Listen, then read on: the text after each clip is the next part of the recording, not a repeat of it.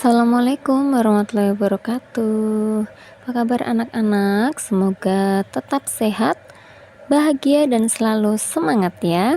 Kali ini Ibu akan membahas tentang materi larutan penyangga atau buffer.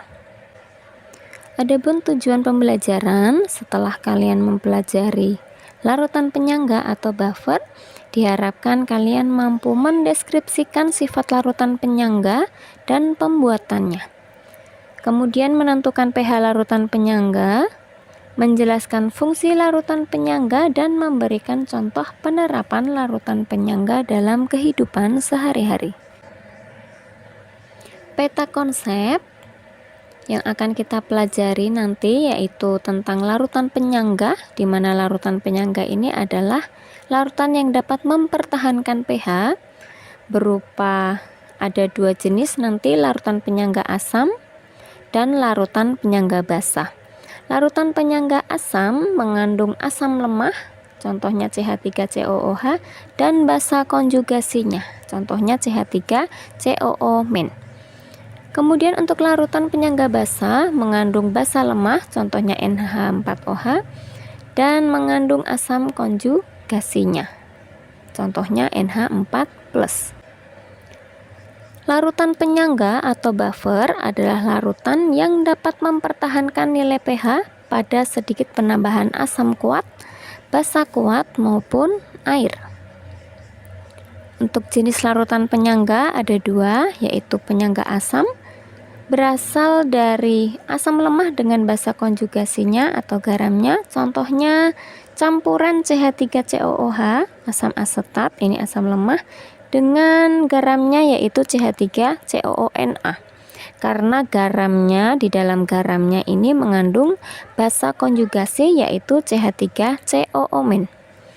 Untuk penyangga basa adalah penyangga yang berasal dari basa lemah dengan asam konjugasinya atau garamnya. Contohnya campuran NH4OH dengan NH4Cl. Untuk pembuatan larutan penyangga, yang pertama, pembuatan secara langsung ya, dan yang kedua dengan cara tidak langsung. Untuk pembuatan secara langsung, untuk penyangga asam yaitu mencampurkan asam lemah dan garamnya. Kemudian untuk penyangga basa, mencampurkan basa lemah dan garamnya. Untuk pembuatan secara tidak langsung, penyangga asam yaitu dengan mereaksikan asam lemah berlebih dengan basa kuat. Untuk penyangga basa, cara tidak langsungnya yaitu dengan mereaksikan basa lemah berlebih dengan asam kuat. Contoh pembuatan larutan penyangga asam secara langsung, contohnya larutan CH3COOH dicampur dengan larutan CH3COONA sehingga di dalam larutan terdapat CH3COOH asam lemah dan CH3COO- atau basa konjugasinya. Kemudian yang kedua, larutan H3PO4 dicampur dengan larutan NaH2PO4 sehingga di dalam campuran terdapat H3PO4 asam lemah dan H3PO4- basa konjugasinya. Kemudian larutan NaH2PO4- dicampur dengan NaH2PO4 sehingga di dalam campuran terdapat H2PO4 asam lemah dan HPO42- itu sebagai basa konjugasinya. Contoh pembuatan larutan penyangga asam secara tidak langsung yaitu dengan mereaksikan asam lemah berlebih dengan basa kuat.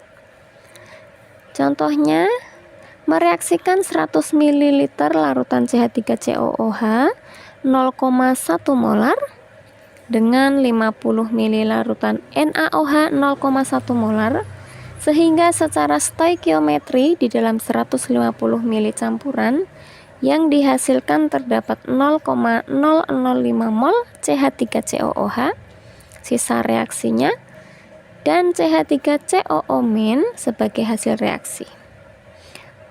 Untuk lebih jelaskan, perhatikan perhitungan berikut.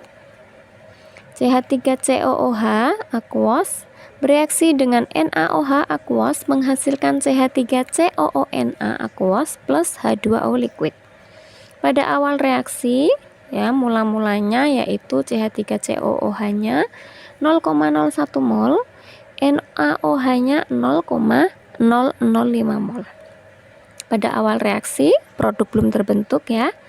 Kemudian yang bereaksi, reaksi pembatasnya yaitu jumlah mol mula-mula dibagi koefisien.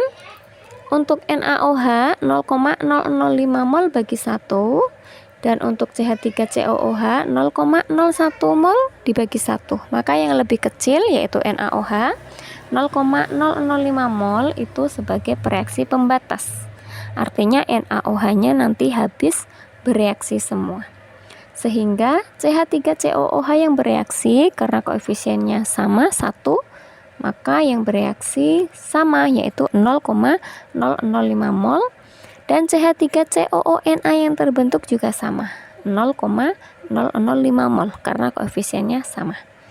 Sehingga di akhir reaksi bersisa CH3COOH 0,005 mol, NaOH-nya habis, dan garam yang terbentuk yaitu 0,005 mol ya. Sehingga CH3COO- basa konjugasinya sama dengan jumlah mol dari si garam karena jumlahnya 1. Jadi setelah semua NaOH habis bereaksi, di dalam larutan terdapat CH3COOH yang tidak bereaksi 0,005 mol, dan CH3COO- yang berasal dari ionisasi CH3COONA hasil reaksi sebanyak 0,005 mol. Contoh pembuatan larutan penyangga basa secara langsung, contohnya yaitu larutan NH3 atau NH4OH dicampur dengan larutan NH4Cl, sehingga di dalam larutan terdapat OH- dari ionisasi NH4OH, basa lemah, dan ion NH4+ asam konjugasi dari ionisasi sebagian NH4OH dan NH4Cl. Untuk contoh pembuatan penyangga basa secara tidak langsung, yaitu mereaksikan basa lemah berlebih dengan asam kuat.